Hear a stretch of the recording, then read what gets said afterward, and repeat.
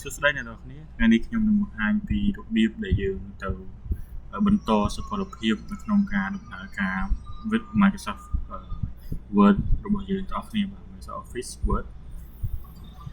ប៉ុន្តែដំបូងនេះខ្ញុំសូមបង្ហាញពីបញ្ហាដែលជួបគឺនៅពេលដែលយើងបើក Microsoft Word មក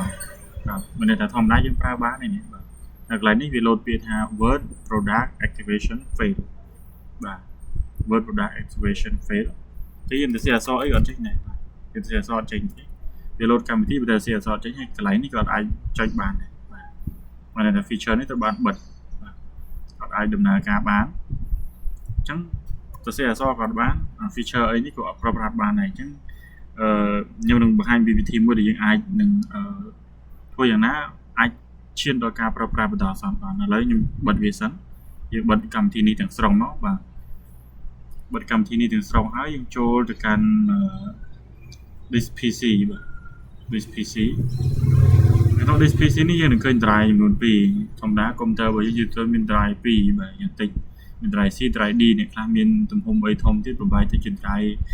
EAA ផ្សេងទៀតដែរបាទតែឥឡូវខ្ញុំចូល drive C ដើម្បីបន្តមកទៀតយើងចូលទៅកាន់ពាក្យថា program files បន្ទាប់ពីចូលទៅកាន់ពាក្យថា program file យើងទៅរកពាក្យថា Microsoft Office នេះជាពាក្យ Microsoft Office យើងនេះចូលមកនេះយើងនឹងឃើញពាក្យថា Office 16នេះចុចមកបើកវាបន្តទៀតនៅក្នុងនេះនឹងមាន file ចំនួន5ឬច្រើនជាងនេះតែនៅក្នុងនោះអ្នកនរគ្នានឹងរកឃើញ file ដែលមានឈ្មោះថា OSPP ream បាទ OSPP ream បាទអញ្ចឹងអ្នកនរគ្នា right click បាទ right click លើវាមកបន្តមកទៀតអ្នកនរគ្នាចុចពាក្យថា run as administrator បាទ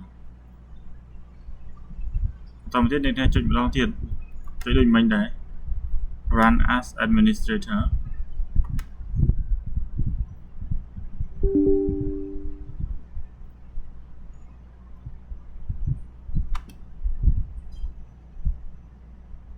បាទយើងចុចវាពីរដងទៅចុច run as administrator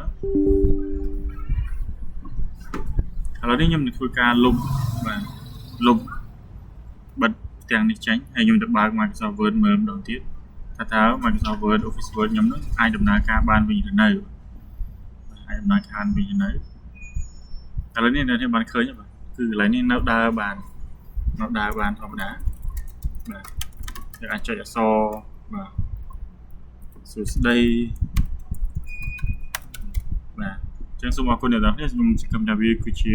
មធ្យោបាយមួយដែលអាចជួយអ្នកនរគ្នាដោះស្រាយបញ្ហាបានក៏ប៉ុន្តែសូមបញ្ជាក់ថានេះមិនមែនជាមធ្យោបាយយូរអង្វែងទេវានឹងload មកម្ដងទៀតload ឲ្យយើង activate ម្ដងទៀតបាទអញ្ចឹងទេបងប្អូននេះជាមធ្យោបាយមួយដ៏អាសន្នដែលយើងអាចប្រើបានដើម្បីដោះស្រាយសូមអរគុណ